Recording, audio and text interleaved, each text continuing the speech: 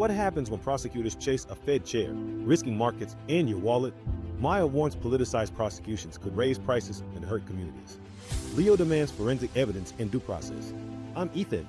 This week we unpack subpoenas, market shocks, and whether Fed independence can survive. Using the news summary to inform my factual framing for Ethan.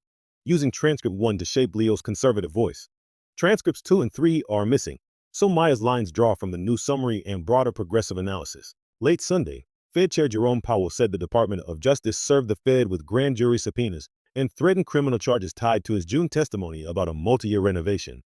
He called the move an unprecedented attempt to intimidate the Fed. Look, Powell frames this as retaliation for resisting presidential pressure on interest rates.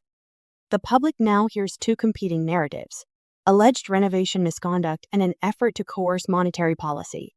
Hold on. If you didn't do anything wrong, don't be upset if they're looking. That's the line many will use. Oversight, not politics. Reported chain. Subpoenas were said to come from U.S. Attorney Jeanine Pirro after Attorney General Pam Bondi instructed U.S. attorneys to prioritize alleged abuse of taxpayer dollars. Powell says those are pretexts. Quick recap. Markets reacted. Equities plunged, then partially recovered. Banks took the biggest hits. And gold spiked to roughly $4,600 an ounce as investors rushed to reprice risk. This abuse of taxpayer dollars rationale is shaky. The Federal Reserve is not funded by taxpayer appropriations. Using that frame to justify a criminal probe risks eroding institutional norms and independence. True, but if a renovation budget supposedly rose from $1.9 billion to $2.5 billion and Congress was misled, accountability is legitimate. Motive skepticism doesn't negate possible misconduct. Broader danger is systemic. Prosecutorial pressure aimed at central bankers could raise inflation and turn premia if officials begin to fear criminal exposure for policy decisions that deviate from political wishes. Markets already signaled unease. Safe havens rallied and bank shares tumbled. Investors want clear evidence and process, not political theater that swaps one risk for another. Key contradictions remain. Some accounts describe a sharp pre-market, sell America reaction, while others emphasize a midday rebound.